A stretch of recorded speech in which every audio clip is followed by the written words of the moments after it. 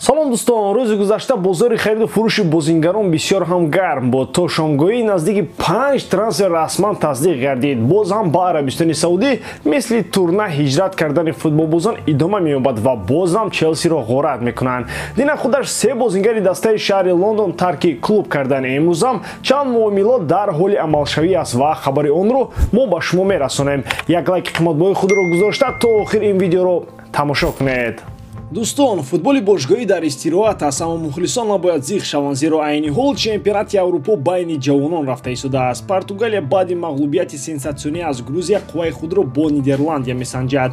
Украина баъди ғалаба бар Хорватия бояд Руминияро низ шикаст диҳад, Испания бошад бо Хорватия во мехӯрад ки ба онҳо хол лозим аст барои баромадан ба плей-офф. Чӣ гуна сенсатсияҳо моро дастҳо тайёр карданд? Тамошои рақобатҳоро бо сарпарасти видеои мо ширкати 1x боз ҳам ҷолибтар гардонед. Дар он ҷо регистратсияи осон, пур кардани маблағ аз тамоми гӯшаву канори дунё, вале аз ҳам муҳим бонус то ҳаҷми $100 дар аввалин пардохт бо промокоди AMG 0777 ссилкаи бозӣ дар комментарияи ин видео.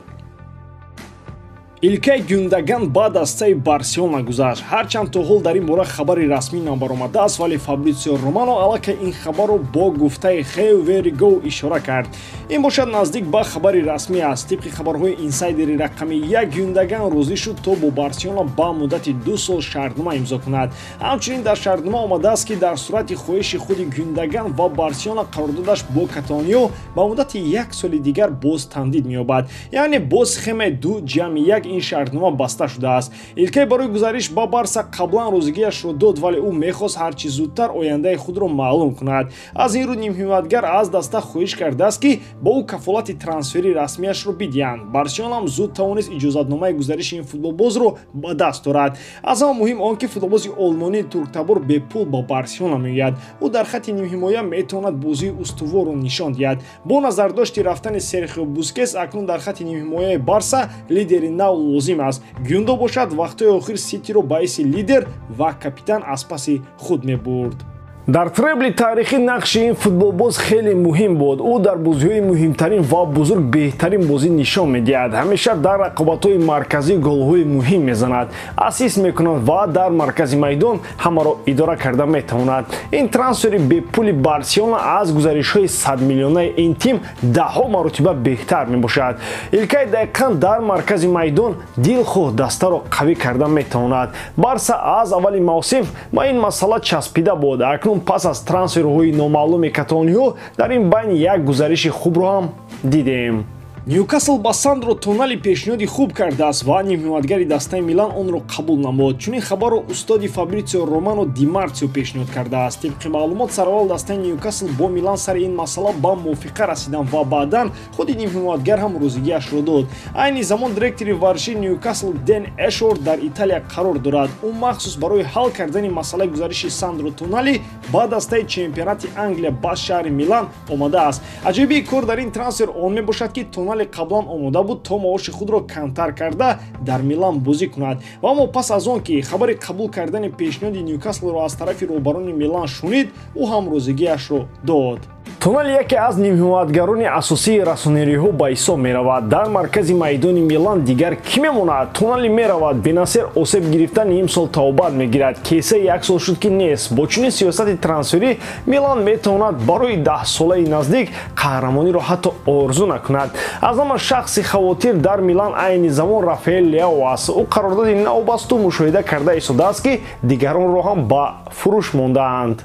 Манчестер Юнайтед кӯшишҳои худро барои харидории Мейсон Маунт баҳс намекунад. Акнун дастаи шаҳри Манчестер назар ба қабл пешниҳоди дууми худро хеле беҳтар кард. Ин навбат манкуниянҳо ба Челси 40 миллион ҷамъи 5 миллион бонусро пешниҳод карданд. Вале дастаи Челси ба ин маблағ ҳам розӣ нашуд то Мейсон Маунтро фурӯшад. Лондониҳо мехоҳанд барои ин бозингар 60 миллион ҷамъи 5 миллион бонусро ба даст оранд. Манчестер Юнайтед дигар маблағи ҷудокардаро барои Маунт баланд карданӣ нест ва ин пешниҳоди охирини даста мебошад. Шартномаи Маунт тобистони соли 2024 бо Челси тамом мешавад. Новобаста ба он ки тибқи қарордод ин бозингар вақташ дар Челси ба хотима наздик аст, лондониҳо нархи ин футболбозро пас карданӣ нестанд. мугдори Челси рақибони худро дар Премьер-лигаи Англия хеле қавӣ мекунад. Маунт ба МЮ, Хаверс ба Арсенал, Ковачич ба Ман-Сити. Худи Маунт ҳам хоҳиши рафтан аз Челсиро дорад. Ӯ дар рафти мавсими ҷорӣ қисми зиёди бозиҳоро дар ҳайати захиравӣ паси сар кард. Барои ин дигар ба ояндаи худ дар Челси бовар надорад ва мехоҳад дасташро ҳиваз кунад. Карим Бензима ва дастаи Реал Мадрид дигар дар Инстаграм обуначии ҳамдигар нестанд. Дар маросими видео Карим чунин ибрози андеша кард: ман мехостам бо Реал шартнома баста карьерамро маҳз дар ин даста ба анҷом расонам, аммо ҳаёт на ҳамеша ба он моҷарое меравад ки мо мехоҳем. Дар як марҳилаи зиндагӣ лаҳзае фаро мерасад ки ту бояд хулосаи заруриро дар бораи ҳаёти худ барорӣ. Агар рафтанӣ бошӣ, рав. Ин як ҳолати кӯчак аст. Муносибатҳои Реал Мадрид ва Бензимаро обуначӣ будан ба ҳамдигар ё набудан маълум намекунад, вале ба ҳар сурат ин ҳолати аҷиб аст. Барои мисол, агар ба Инстаграми Карим назар андозем, мебинем ки ӯ то ҳол обуначӣ ё подписчики дастаи Лион мебошад. Аз тарафи дигар барои дастаи бузурги мисли Реал ин кори оддӣ аст. Вақте ки як футболбоз меравад, ӯ дигар узви даста нест. Реал Мадрид ҳамагӣ ба 40 саҳифаи Инстаграм муштарӣ шудааст ки онҳо футболбозон ва сарпаростони даста мебошанд. Бензима дигар на футболбоз ва на сарпарасти Реал аст. Бо эҳтимоли ғолиб баъд аз рафтани Бензима сараввал Реал Мадрид аз Карим ба истилоъ Инстаграм отписатсия кард. Карим як саҳари хеста таваҷҷӯҳ намуд ки Реал Мадрид дар қатори обуначиёни ӯ нест. Ӯ ҳам дар ҷавоб аз обуначии дастаи шаҳри Мадрид худро дур кард.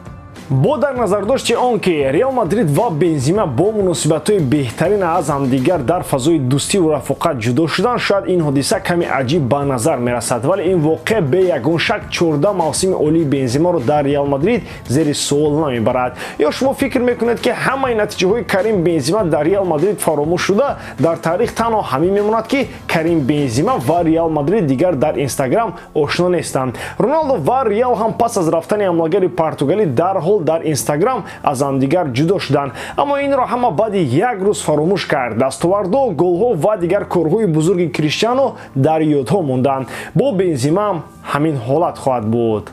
ба ҳамин тамом боварӣ дорам ки эҷодкории ман ва шумо писанд меояд. Лайк, комментария ва дар канал обуна шуданро аз ёд набароред. Бо шумо мисли ҳар вақта Муҳаммад Гайров. Хай бародарон, дар паноҳи Аллоҳ.